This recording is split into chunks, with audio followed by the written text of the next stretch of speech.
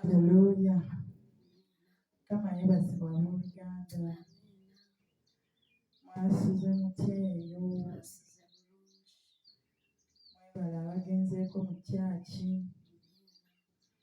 Olunaku olwaleero ndi wano nga nebaza Katonda olw'ekisa n'okwagala kwataddewo mu masekkati gaawe nange abakyali abalamu, era nga twebaza Katonda kubanga yatutambuzza okuva mu lukuŋŋaana Masaka e Kaabooko ewaffe gye nnabadde ne tukomawo bulungi nga bwe twagenze. Neebaza buli muntu yenna alina kye yasobodde okubaako ky'akola. Ku luno ne mwadde abantu batono, muli abantu 4. Owooluganda yatuyambyeko kanika emmotoka, sisita wange omulungi, sisita omulala yatuyambyeko kupangisa emmotoka, tufuna n'amafuta. Mwebale nnyo. Waliwo owooluganda omu yaweereza akasente ke, Uganda yakayambeko mu buweereza n'abataaga, era twasanzeyo abeetaaga. Buli omu kye wakoze, mission yawedde wadde yabadde nzibu etya, naye Mukama adde mwesigwa. Bwe tunaagenda wala kubanyumiza byadde mission, mu studio ndimu n'omukyala, ono nno ye muyimbi wange. Agenda sooka bannamusizeeko ate n'oluvannyuma tubanyumize ebitya bwe byabadde. Namusanyusa ennaku. Mukama yeebazibwe. Amannya nze Beatrice Musanabeera. Ono mweyitira maama kubanga maama wange mu buli kimu. Nange mbalamusizza, nange nabadde mu missoni. Mukama yatukozesezza. Mukama abampeera omukisa baŋŋamba ebbalamusa. Weewaawo, olunaku olwaleero tulina bingi tugenda okunyumya mu mission gye twagenzeeko. Yabadde si nnyangu kubanga twatuuse nga baagala kugikansolinga ereme kubeerawo. Naye Katonda nga bw'ali omulamu n'alwana, n'alaba nga yeetaagisa omulabe eyabadde alwana ereme kubeerawo. So mu byonna twamaliriza tufunye security nga batugamba bw'eba yakubeerawo mubeereko n'abasirikale abagenda obbakuuma. Tubuuza lwaki, anti kati bbomu zaabadde Kampala gye mubadde muyinza oba nammwe muzireese eno. Tugamba tubali tunabwirako njiri yonna ng'eriko abatukuuma, naye mba nga kyemusazeewo katugoberere ekyo. Kumbe Mukama yabadde alina kyali mu kututaasa naye nga tusobola kukirabirawo. Abooluganda, engeri enjiri gye yabadde egenze waffe ku kyalo, ebyafaayo by'ekyalo kyange mubimanyi. Abantu abo tebabadde basanyufu kulaba mawulire ago nga gajja ate nga nange kwendi. Bo bakitegedde nti nze nategese, nze naleese abantu. Badde bamaze okwesonga mbu bagenda kuntemaatema nze amajambiya. Naye Mukama n'akiraba n'agamba nti kale lwakiri katuteekewo abakuumi bano bwe batya ab'ensi. Ye mwe yayisizza okutuwa obukuumi, era olukuŋŋaana ne lubaayo era ne luggwa. Era abantu abalokose Mukama bwe yabadde atumidde ekigambo kyo kwewolo era bwe balokoka.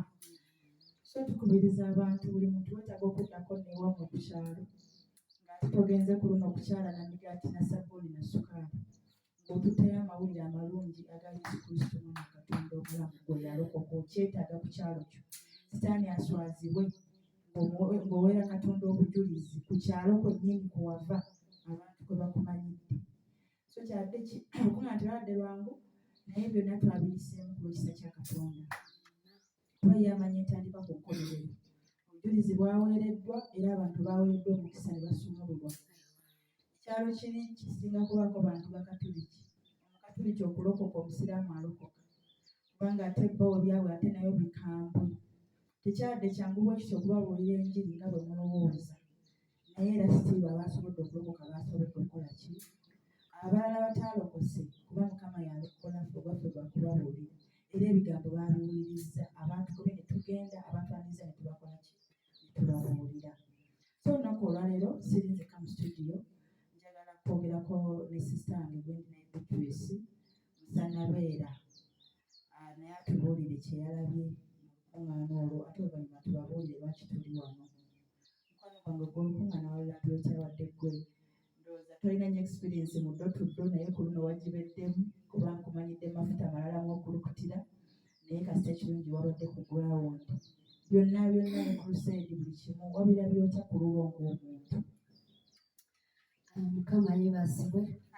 Nze kye nalabye omukyala ono mami wange yantutte tubuulire enjiri sigibuulirangako naye nafunye okutya mu nze naye ne tutambula nga tubuulira naye kye nalabye nti okubuulira enjiri si kwangu kubanga otuuka mu maka g'omuntu n'akugoba n'akugamba nga tonnamalayo bigambo nti va wano ogende naye kye neebaliza Mukama nti kubanga nze sigibuulirangako naye buli we twabadde tutuuka nga bwe mbuulira abantu bawuliriza ate ne bamala ne baatula obulokozi era ekyo nakisanyukidde ne neebaza Mukama olw'ekisa kye yatutaddeko eri feesi zaffe.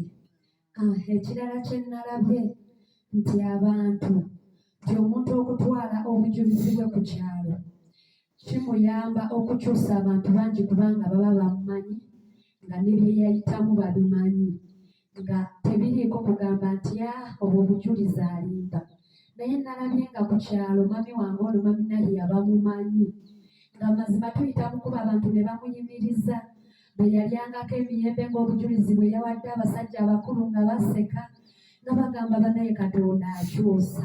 Nze ekyo kyankomyeko nnyo. Ekirala kye nalabye nti mami Nahiya nina ebintu bingi bye namuyigiddeko nti Mukama waba akukyusizza oleka abantu abalala b'okyusa oleme kubeera nakyemalira. Namulabye ng'atambula mu maka mangi nga ndaba alina okuyaayaana okulumirirwa ekyo ne nkimuyigirako kubanga natambudde naye ekyo kye nayize ku ye ne njiga n'okubuulira enjiri kati ndi muvumu. Mukama abampeera omukisa. Obuweereza buno bunyuma nti tuyigira ku bannaffe ebintu ebimu bye tuba tusuubira nti naffe tusobola okubikola. Ogeza ono omukyala aweereza mu kkanisa mwenkuŋŋaanira. Omukyala ono muyimbi era agenda bayimbiramu naye ekyokubuulira enjiri ate yabadde tamanyi nti akisobola oba akimanyi naye bwe yakigenzeemu ate n'alaba nga ate naye amafuta nayo gyegali ku sayidi ye. Kati si kirungi kulowooza nti nze Mukama yampitirako okusinziza mu nnyumba ebweru siigende. Bwe yakutte ku luseedi abooluganda abayimbi bonna bitwale tuyina ne bawulira nga balaka tebazze kuyimba muyimbi omulala ye yazze nga bo balaba ate nabo bulijjo bayimba naye waliwo kisa Katonda kyakuteekako ekisukkuli ku kyabalala. Sigenda mwogerera bingi omukyala ono agenda kutuyimbiramu era wano wennyini nze mbabuulira nga sirimba. Nze ye muyimbi wange mwanjudde eri ensi. Nze ye muyimbi wange kuba nze bw'ayimba nange mpulira nga nkomeddwako. So mu byonna buli muntu obayo n'omuntu naawe akwesipayaringa. Kati nze ono omukyala mu kuyimba nze Judith Babirye wange era nze bwe namutuumira ng'egwe gwe Judith Babirye wange. So omukyala ono muyimbi ate nga musinza kyokka ne mu ttendo ate nawe yakulukutidde ate nga simbadde simmanyidde eyo. Katonda yatukoze bulungi okuyita mukyala ono kubanga asinze nzeka gwasanyusa naye abantu bangi yabasanyusizza. So mu mbeera yagenda tuyimbiramu akayimba akamuli ku mutima ate n'oluvannyuma tubasiibule naye nga kyenza obagamba ekibadde ekikulu mu byonna buli muntu weetaaga enjiri okugendako ewammwe ate nga w'oba osobola obutuufu naawe w'oba osobola wandibeddeko. Enjiri eyo ng'egenda ewammwe bw'obanga olina obusobozi naawe wandibeddeko. Naye oba tolina busobozi osobola okugenda ne tugira amannya go netugamba nti gundi yatutumye ku kyalo kino azaalibwa kuno bw'ati ne bw'ati agaye nti obulokozi nammwe ne muweetaaga musana gubaviireyo gubakire. Mutuufu mpulira nga kyanga ntandika kuweereza Katonda Beatrice bwe nagenze ewaffe nageye Mukama mpulira ng'amaze omulimu nga mpulira sisanyukangako kakyanga bwe ntandika kubuulira njiri nga bwe nasanyuse nga mpulira abantu benjogeramu mbamanyi nga nabo bammanyi nga bwe mpulira buli kyenjogera kugamba ndabye ddala ekintu kyenjogera nga siriiko gamba nti ate kyewaki kuba waliweddeko ng'ozina mu bantu bo nga ne bwoba tomanyi kuzina bo bakuba bukobi ngalo. Kati kyenabaddeko nasanyuse nawulidde nga mpulira kugamba obujulizi bwange nga buli mu kutambula nga bweraga eri abantu abo abaali bagamba nti tolibeera kino ng'okiri nga n'oba tokibagambye nga bakiraba ne mbayisaamu awo emmotoka nga naye yanvuga esita waabwe nga tebeetaaga kubuuza nti yaani ng'olwedde ewandiikiddwako amannya agasuusuuta Katonda. So mu mbeera eyo ndi musanyufu era neebaza mmwe abatono Mukama yakozesezza, kuba eno ye misoni yokka Sister Beatrice ekyasinze okubeera nga yammiddwa ssente era twasigadde tubanjibwa emitwalo 5 ku byuma. So omuntu yenna nga wayagadde otuyambako ku ssente ezo, amazima tetukola nko mission ne tusigala nga batubanji, naye eno yasigadde tubanjibwa. Yabaddeko obusibe ng'eremesebwa nga buli kimu kyakuwaguza, naye era twamaze ne tuyitawo ebyuma ne bitufiirira ng'ebitubane bye tulaba waliwo ekituulidde abantu okulema okujja ku nkuŋŋaana, naye abawaguze anti basobodde ne bakola ki? Tebyabadde byangu. Kiri ekyalo okwenva nabagamba nti kwe kusiguka abaki ne basaasaanira ensi yonna, ate nga nabo babaddewo nga bawulira ebigambo byenjogera ne beewera ne bagamba kale singa tubaye tuweereddwa omukisa ne tutaba abasirikale ne tukatemeyatemera awo katulemadda. Naye Mukama nga ekiki yabadde antwalidde kyakufiirayo, yabadde antwalidde batwalira mawulire malungi na bujulizi okakasa bintu bye baayogera nti mwabyogera naye ate nze bino byenkola. So bakwano bange omukyalo ono kayingemu, mpulira essanyu lingi, twakooye naye badde saamuleka genda nga tutabaweerezzaamu, ate nammwe muweebwe omukisa okusumulula okuyita mu ki mu bubaka bwaweerezaamu. Mukama akuwa omukisa.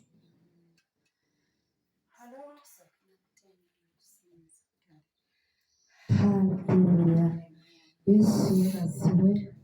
Katutenderezeyo Katonda mu kayimba kamu tumale tumusinze, kubanga Katonda oyo ye Katonda akola eby'amaanyi, ye Katonda ayasayasa ensozi nazo ne zitamanya.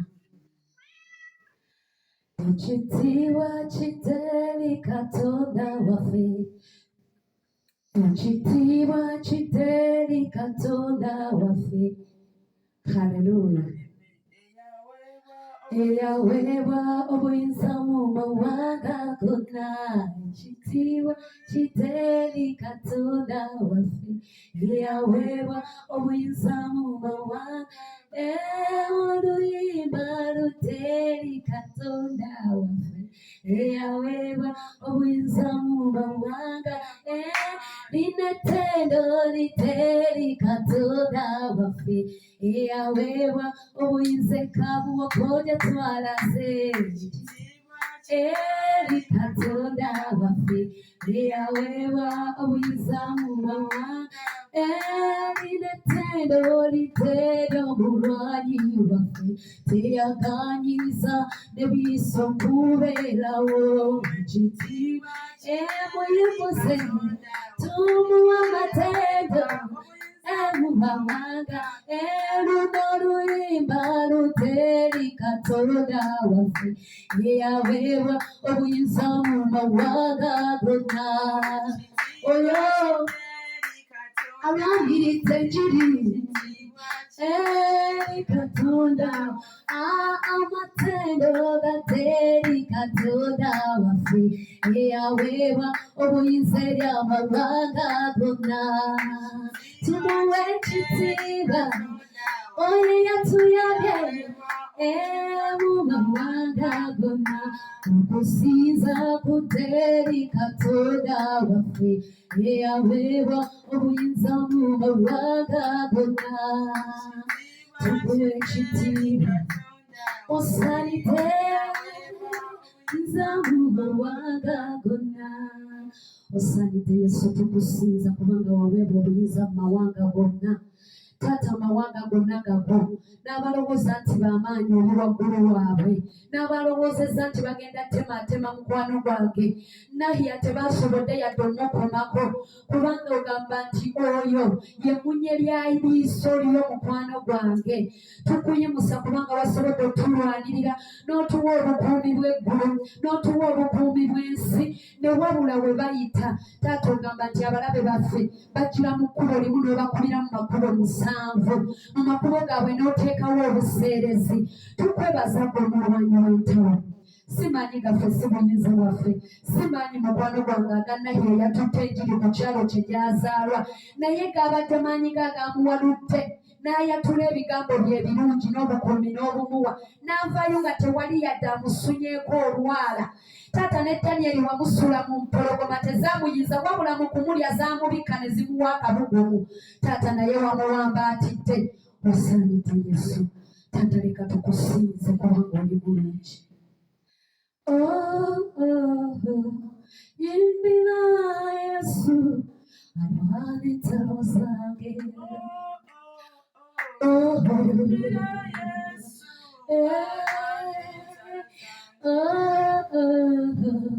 Yimbira Yesu alwana entalo. Yimuseta maziro gy'oli.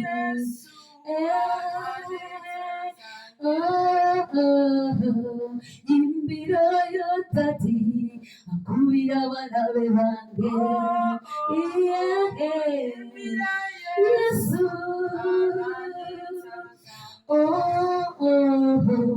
yimbira ye alwanira mami wange.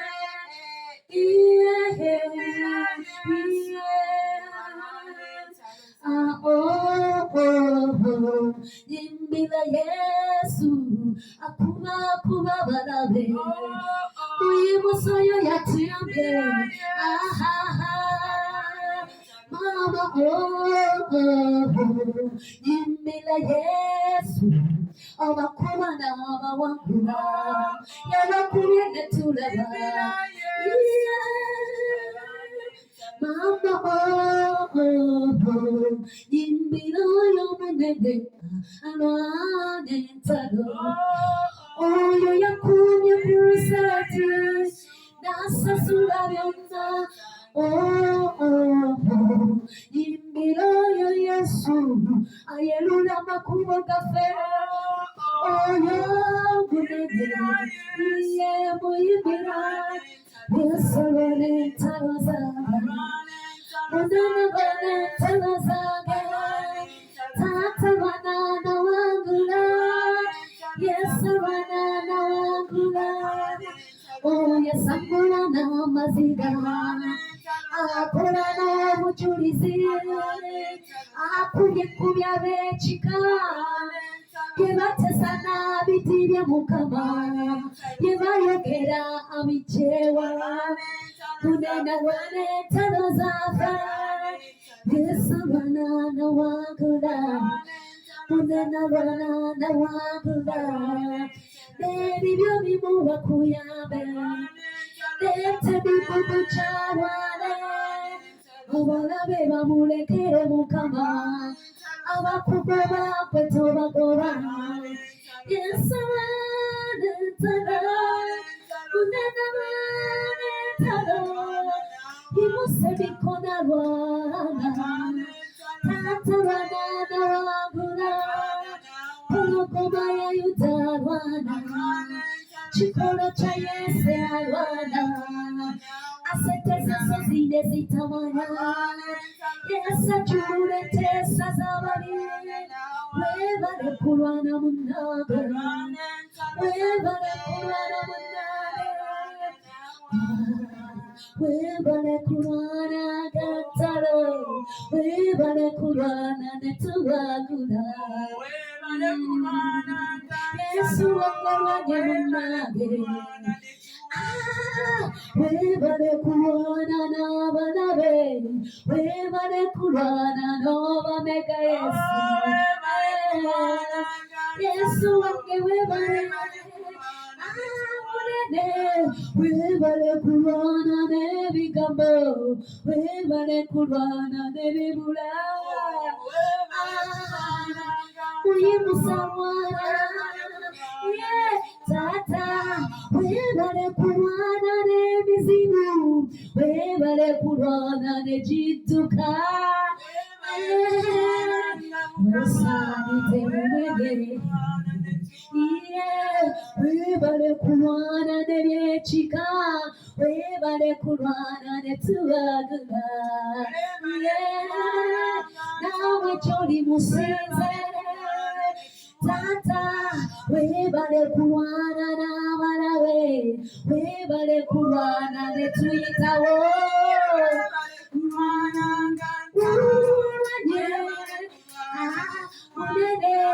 webale kulwana n'emizimu, webale kulwana ne tukibega, olwanye munnange simanyi gafosanidere.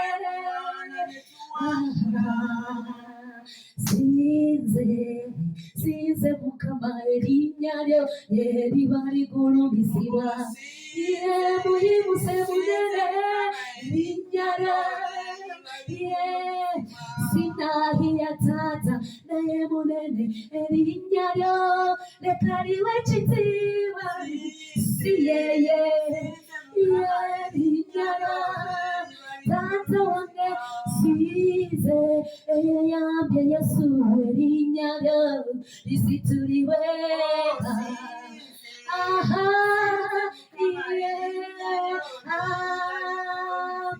Sife abatutte enjiri erinnya lyo liweebwa amatendo.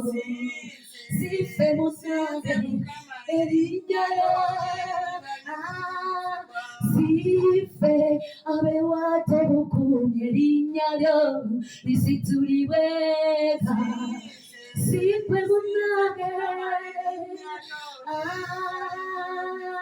sinahiya newankubadde ebigambo by'erinnya lye lyeriba ligulumizibwa, naye erinnya lya Yesu erinnya lyo Mukama erinnya lyo lyeriba ligulumizibwa, lyo lyeriba amaanyi go gegaba gagulumizibwa, amaanyi go etendolo Mukama eriba ligulumizibwa. Asante Yesu olumulungi olabe. Siffe Mukama naye ekitiibwa kyo leka tukikuddize nga tugamba nti siffe ababadde kabuloko, siffe taata nannyini gulu si mukyalo ono nahiya, naye maanyi go ge gamukozesezza okubaako byayogera eri abantu. Taata ogamba nti ffe tuli taata tuli bikozesebwa byo, tuli byabyo Mukama. Taata weebala okozesa omukyalo ono, ekitiibwa n'ettendo Mukama tukikuddiza. Nange nkwebaza kubanga wannanze, abasumba ne banjagala. Taata nkwebaza olw'omukyalo ono gwe wangattako. Tegali maanyi gange Mukama, si kumanya kwange, naye ekisa kyo Mukama kye wanteekako, nange nyimusa ekitiibwa n'ettendo n'embikuddiza. Siyina kyakukuwa okuleka okuwa ekitiibwa. Weebale Yesu. Tukoze bulungi Mukama akutuweera omukisa. Sister Beatrice, omukyala ono bw'ayimba nze mpulira nga nsumulula, era mu kyaki ekituufu kiri nti ekintwala ennyo gy'abaali mu kyaki mba njagala kumubuulirako ng'asinza Katonda. Naweebwa omukisa okuyita mu ye nti bw'aba ayimbye nze mpulira nga sikyaliwo, mpulira nga nvaawo. Ate nkakasa sinze nzekka yakirabye, kubanga bwe twatambudde yeekuumira nnyo mu kyaki omukyalo ono tafuluma. Naye namusabye ne mugamba mperekeraako ewaffe. Bambi n'agamba naye yakuukwenja kugenda, abeera mu kyaki. Abantu bonna baakomeddwako. Tosirikira kirabo kyo, Bayibuli egamba nti ebirabo byaffe Mukama yabituwa bitusegulizenga. Bwe n'addayo ng'atambula na bulijjo abantu bansabire banga naye yatusabudde ozanye firimu, wayina ekirabo eky'okuzanya era nga tukwagala. Naye tuludde okulaba era ngenda kuddamu ozanya firimu, kubanga nange kyekirabo kyange. Mukama yampa okirabo okuyita mu kuzanya ki, ngenda kuzizanya. Neetaaga jasiba siponsa abali siriyasi muteekemu kasente, kintu tukikube tekubona nga tuzizanyira mu Yesu, nga tetuzanyira mu nsi. Olunaku olwaleero nkwebaziza n'abaweereddwa omukisa tusande saavisi eno gye tubaddemu olunaku olwaleero. Tusabidde waka kuba twakomyewo saa 7 gwa kiro, twagenza okubaka nga ziri 9 nga tukooye era tugenda kuwummula.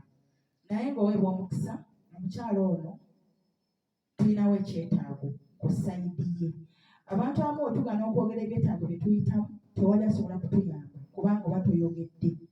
Naye okwetoola ku bantu abatuli okumpi tewali asobodde. Kyetuvudde tusaba bw'oba ng'oli eyo nga waayagadde okuweebwa omukisa okuyita mu mukyalo ono kuba muweereza wa Mukama, tulinawo ekyetaago. Alina lenti, babbanja lenti.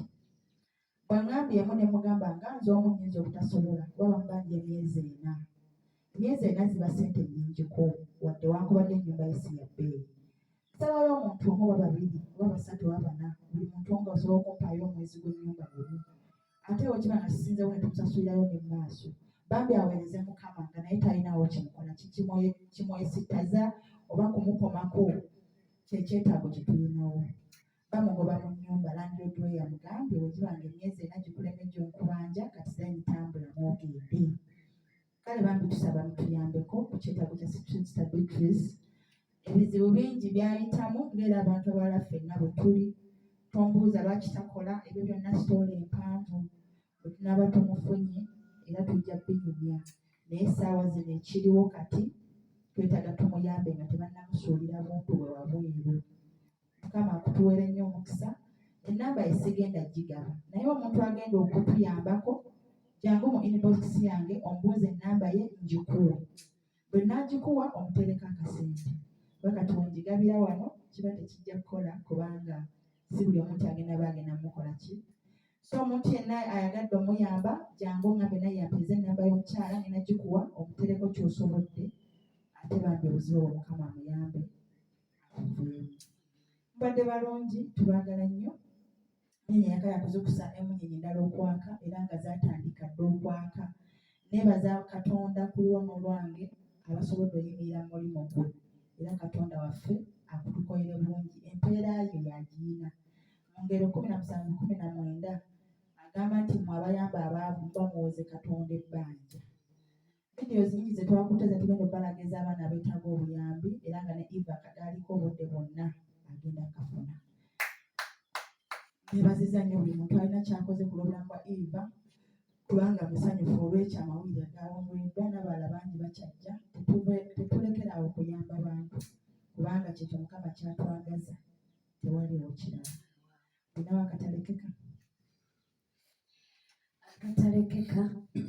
Neebaza Mukama kubanga leero nange mpeereddwa omukisa okuweereza wano mu kyaki kuba ffe tugyeyitira kyaki eya Mami Nahia. Nange ndi musanyufu kubanga mpeereza n'anteeka ku mikutu ekyo nkyebaliza Mukama. Ate neebaza Mukama kubanga yamungattako nzaani nze sisaanidde naye kisa kya Katonda okumungattako. Era mbeera mu kkanisa abantu ne bambuuza naye omukyalo oyo ng'akwagala nnyo gw'okikola otya? Ne mbagamba sinze naye erinnya lya Mukama lye liba ligulumizibwa. Bannange nammwe mwenna mbalamusizza mikwano gye abamwagala abamulaba abamuwuliriza. Mukama abawe omukisa era abaweere ddala omukisa agaziye ensalo zammwe n'okusingawo abayambye. Nze yantambuza n'enfuna okukomaako mu nze n'andaga abantu abeetaaga obuyambi. Bane nakaabye twabadde n'omusumba n'agamba nti ono omuwala wange bamuwe eppipa kubanga amaziga gaalina mangi. N'enfuna munda mu nze ekintu ekigamba nti abantu tulekeraawo okwemulugunya n'okukaaba kubanga eriyo abantu abatusingako. Naye Katonda y'aba alina ensonga kubanga Bayibuli egamba nti yali atambula n'asanga omwana n'amubuuza nze yayonoona oba bazadde bange? N'amugamba si ggwe newankubadde bazadde bo naye emirimu gyange girabikire ku ggwe. Neebaza Mukama kuba bye tuyitamu byonna aba yeetaaga ekitiibwa kye kigulumizibwe okuyita mu ffe. Mukama abampeera omukisa. Abasobola kusukkawo mbagala nnyo sina kyakikolera ekirungi kukimanyi. Nina nkomawo tuweereze mu maanyi nga bwe twali buli lunaku. Ekisa ekyo kyakomyewo ate okubaka ennazeeke ku kyalo kyewaffe. Bane amaanyi ge nnina kati tosobola kunyimirira namu. Nina amaanyi kati mangi nnyo ag'obuweereza mu linnya lya Mukama waffe Yesu. Mbeere bulungi mweraba.